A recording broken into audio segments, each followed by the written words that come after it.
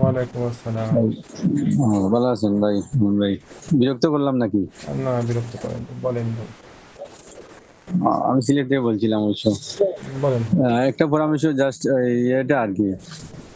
সোনালী paper আমি পরশুদিনকে নিয়েছিলাম 48 টাকা লেভেলে, সামান্য কোয়ান্টিটি। এটা কি আজকে সেল দিয়ে দিব?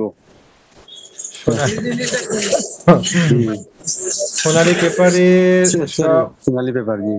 সোনালী পেপারের সব ভলিউম আটকা পড়ে আছে ভাইজান এই উপরে।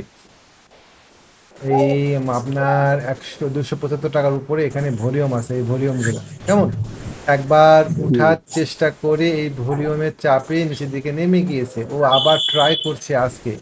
আমরা দেখব যে এই ভলিউম কই গেল, এই ভলিউম সোনালী পেপারকে আবার নিচের দিকে ঠেলে দেয় কিনা, কেমন। আর এই জি, ভলিউমের চাপ থাকবে আপনার অ্যাটলিস্ট 300 টাকা পর্যন্ত। সুতরাং সোনালী পেপার 300 টাকা পার করতে না পারা পর্যন্ত এই ভলিউমের চাপেই থাকবে। সুতরাং আপনি জি, ঠিক সোনালী পেপার কি করবেন সেই সিদ্ধান্ত আপনি মার্কেট আওয়ারে লেনদেন দেখলেই বুঝতে পারবেন, কেমন। যদি দেখেন যে মার্কেট জি, আওয়ারে জি, লেনদেন এখানে খুব ভালো হচ্ছে, বেশ ভালো ভলিউম নিয়ে হচ্ছে, শেয়ারের দাম পড়ছে না, দাঁড়ায় আছে, এবং দিন শেষে প্রাইস জি, দাঁড়াই থাকলো, তাহলে পরে আপনি এই শেয়ারটাতে প্রফিট পাবেন। মানে আমাদের কাছে দিন শেষের প্রাইসটা খুব গুরুত্বপূর্ণ, যাকে আমরা ক্লোজিং প্রাইস বলি একটা ক্যান্ডেলে, কেমন। সারাদিনে জি, ট্রেডাররা জি, যা করলো, দিন শেষে প্রাইসটা যে দামে ক্লোজ হলো সেটা হচ্ছে ক্লোজিং প্রাইস। যদি দেখা যায় যে সারাদিন সোনালী পেপার ট্রেড হলো ধরেন 200-300 টাকার কাছাকাছি, কিন্তু দিন শেষে ক্লোজ হলো এসে ধরেন কততে, এই 178 টাকাতে, তার মানে স্মার্ট মানি এই জায়গাতে শেয়ার বিক্রি করে দিল। সারাদিন ধরে শেয়ারটা 300 টাকাতে কেন বিক্রি হলো এবং দিন শেষে শেয়ারটা কেন 280 টাকায় ক্লোজ হলো, এটা নিজেকে জিজ্ঞাসা করবেন যে এখানে যে ভলিউম আছে সেই ভলিউম জি, জি, শেয়ারটা কেন নিতে পারলো না, শেয়ারটাতে কি সমস্যা আছে, তাহলে বোঝা যাবে যে এই ভলিউমগুলো শেয়ার মেরে দিয়েছে। সুতরাং আমরা যে কোনো দিনের ক্লোজিং প্রাইসটাকে খুব গুরুত্ব দিব। আজকে সারাদিন দেখেন সোনালী পেপারে কি করে, যদি দেখেন যে সোনালী পেপারের ক্লোজিং প্রাইস খারাপ হচ্ছে এবং ভলিউমটাও আপনাকে সাপোর্ট করছে না, তাহলে আপনি নিজেই বুঝতে পারবেন যে আপনার কি করা উচিত।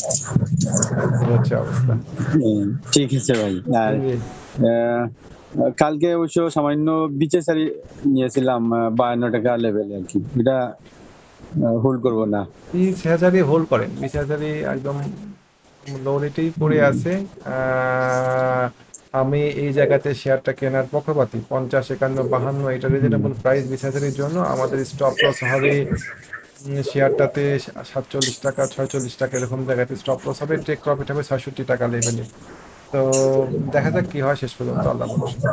হুম, ঠিক আছে। আর ভাই লাভলোটা নিয়েছিলাম অবশ্য 98 টাকা 50 পয়সা লেভেলে আর কি। ওটা একটু নিচে নেমে গেছে, ওটা হোল্ড করবো না? লোভেলো আহ, আপাতত হোল্ডই করেন, দেখা যাক মার্কেট কোথায় নিয়ে যায়। জি, জি, এখন জি। হুম। জি দেখা ভাই, যাক কি থ্যাংক ইউ হয়। জি, আপনাকে। থ্যাংক ইউ, জি, জি, আসসালামু আলাইকুম। মাঝে মাঝে ডিস্টার্ব দিব ভাই, মনে কিছু নিয়েন না। না, ঠিক আছে, আমি সুযোগ পেলেই ফোন ধরি। সালাম। জি, ঠিক আছে। আসসালামু আলাইকুম।